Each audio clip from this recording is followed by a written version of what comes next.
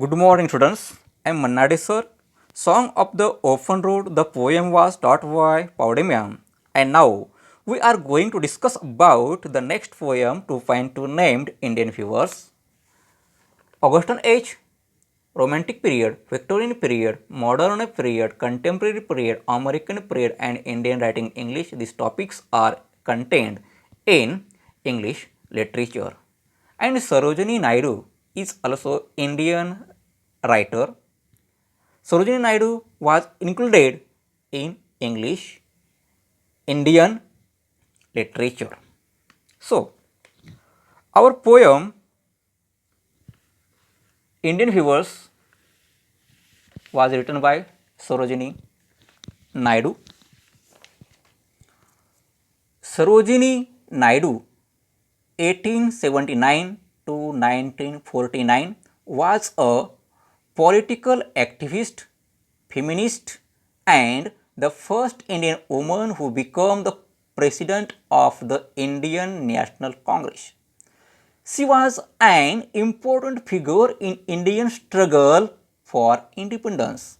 Sarojini Naidu's work as a poet earned her the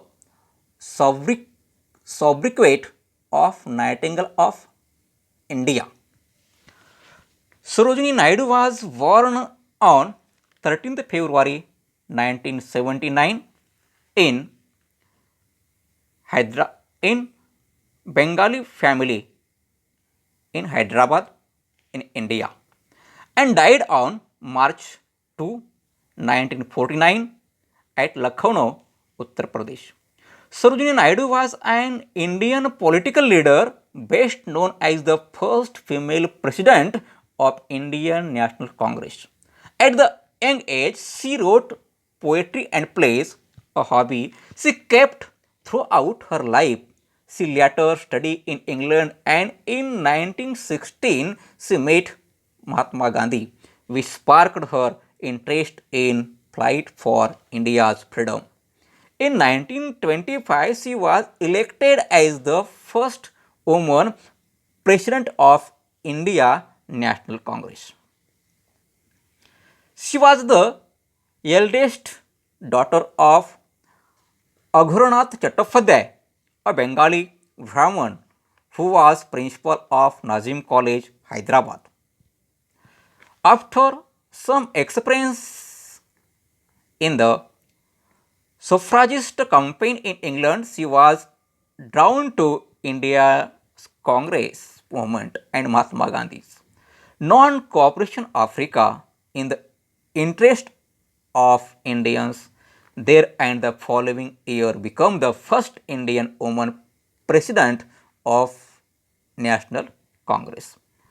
Proceeds 8 years earlier by the English feminist Annie Besant, she toured North America lecturing and Congress movement in 1928-29 of.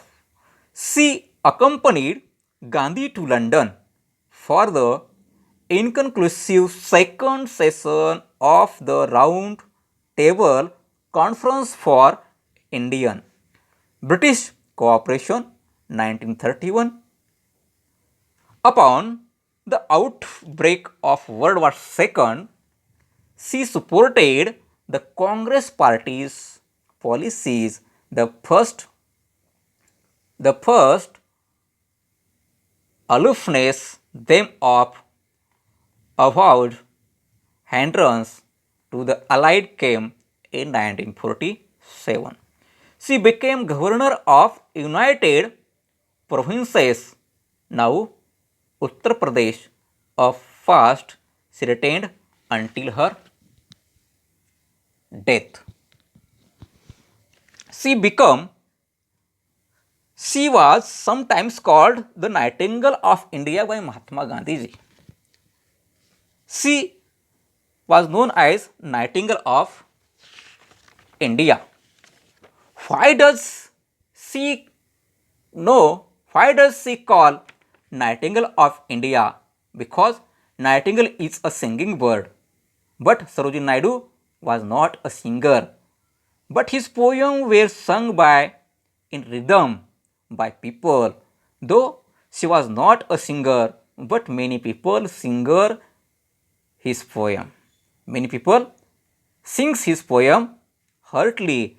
That's why she known as a Nightingale of India. Later, she became the governor of the United Provinces in 1947, becoming the first woman to hold to office of the governor in independence India. In 1925, she was elected as the first woman president of Indian National Congress. In 1947, she became a governor of United Province, now Uttar Pradesh, a post she retained until the death. Indian Fevers is a short poem where the poet talks about three types of garment that the viewers view at three particular times of a day. Each stanza of the poem represents the three important events of human life: birth, childhood, adulthood, young, and death, old. The colors mentioned in the stanzas are very significant as they indicate the moods related to the events. Here,